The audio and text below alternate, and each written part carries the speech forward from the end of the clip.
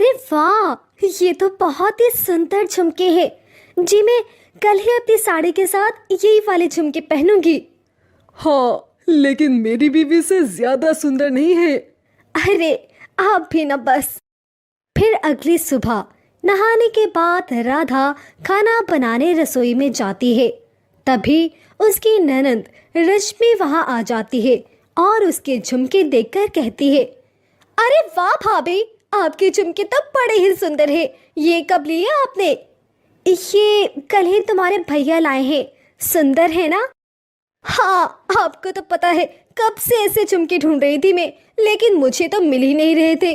भाभी, क्या आप अपने झुमके मुझे दे सकती हैं? प्लीज आप दूसरे ले लेना। आज तो मैं कॉलेज यही पहन कर जाऊंगी बस। राधा अपनी ननंद को ना नहीं कह पाती और उसे वो झुमके दे देती है। ऐसे ही कुछ दिन बीत जाते हैं। सीता और राजा की शादी की सालगिरह होती है। सालगिरह की बहुत बहुत बधाई हो बेटा, सदा खुश रहो तुम दोनों। अब चलो भी भैया भाभी, बाहर चलकर अपनी शादी की सालगिरह का केक काट लो। सब इंतजार कर रहे हैं। हाँ हाँ, चलो सीता। फिर वो दोनों मिलकर केक काटते हैं और सीता राजा को गिफ्ट देती है। वाह, ये वॉच तो मुझे कब से चाहिए थी। Thank you so much. तुम कितने अच्छे से ये बात जानती हो। वैसे मैं भी तुम्हारे लिए कुछ लाया हूँ, ये देखो। वाह, ये साड़ी तो बहुत सुंदर है। और बहू, ये तेरे लिए कंगन मेरी तरफ से। थैंक यू माँ जी, थैंक यू सो मच।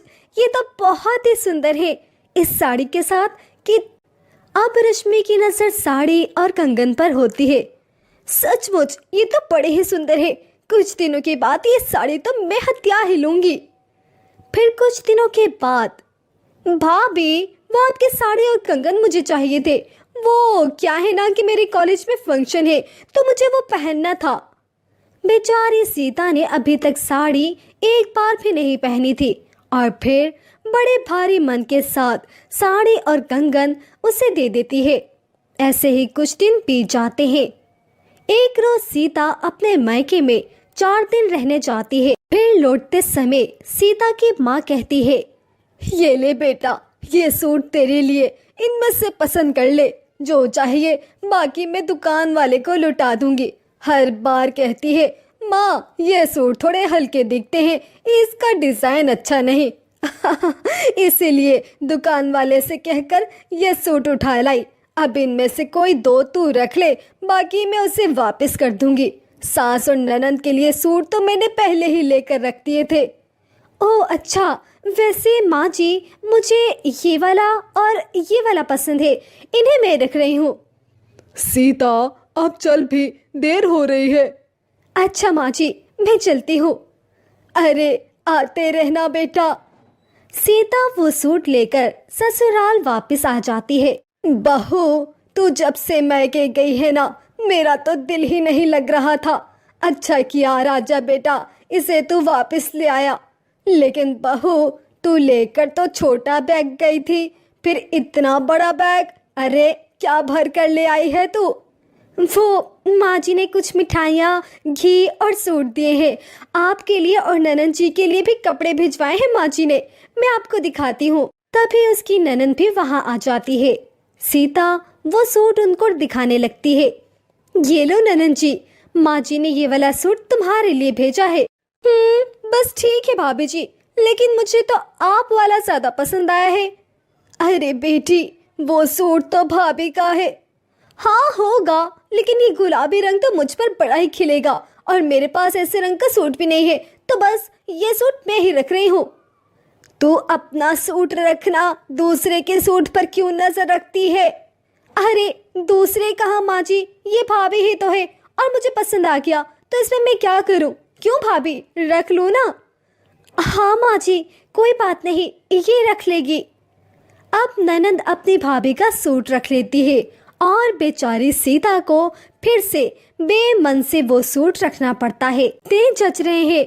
ऐसे ही समय बीतता रहता है और अब सीता के देवर पंकज की शादी भी हो जाती है।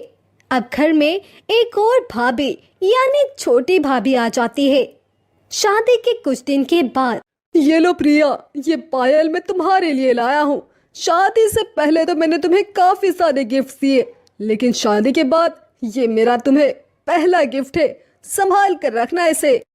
ओहो, थैंक यू, ये बहुत ही सुंदर है। मैं अभी पायल पहन लेती हूँ। अब अपनी नई भाभी की पायल पर रश्मि की नजर जाती है। भाभी, आप ना प्लीज ये पायल मुझे दे दो। वो क्या है ना कि ये मुझे बड़ी पसंद है। आप भैया को बोल दो ना, वो आपके लिए दूसरी ले आएंगे। अरे नहीं, ये शादी के बाद मेरा उनकी तरफ से पहला गिफ्ट है, तो इसे मैं ही रखूंगी। अरे भाभी, आपकी ननद आपसे पहली मर्तबा कुछ मांग रही है और आप इतना सोच रही हो। अब ना चाहते हुए भी प्रिया को वो पायल अपनी ननद को देनी ही पड़ती है, लेकिन इन सब से प्रिया का मूड काफी खराब हो जाता है। कुछ दिन के बाद प्रिया अपने लिए ऑनलाइन शॉपिंग करके कुछ कपड़े मंगवाती है, जिसमें से आधे से ज्यादा तो ननद ही उठा लेती है। क्या भाभी, आपने अपनी शादी पर भी तो कितनी सारी शॉपिंग की थी, अब ये वाले तो मैं ही रख रही हूँ।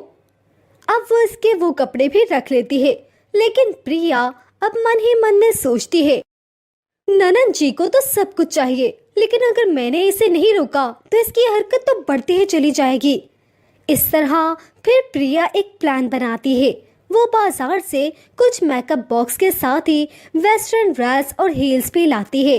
उसकी ननद शाम को कॉलेज से आती है तो वो मेकअप, ब्रशेस, हील्स देखकर सब कुछ उठाकर ले जाती है और फिर अगले दिन अपने फ्रेंड की बर्थडे पार्टी पर चली जाती है। लेकिन प्रिया ने उस लिपस्टिक पर ऐसा स्प्रे छिड़का था जिससे उसके होंठ सूज जाते हैं और कपड़ों पर ऐसा स्प्रे छिड़क दिया था जिससे वो खुजलाती ही रहती है, और हील्स जिन्हें वो पहनकर पार्टी में डांस करने लगती है तो वो टूट जाती है। लगता है रश्मि, ये सारा सामान तूने मंगल बाजार से खरीदा है, तभी तो सैंडल टूट गई और होंठ देख कैसे हो गए हैं तेरे। अरे तूने अपने होठों की सर्जरी की है क्या? कितनी गंदी लग रही है तू। क्या? नहीं, अरे ये क्या हो रहा है?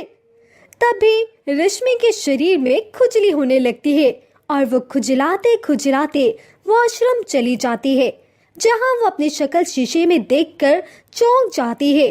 फिर वो जल्दी से डॉक्टर के पास जाती है और दवाई लाती है।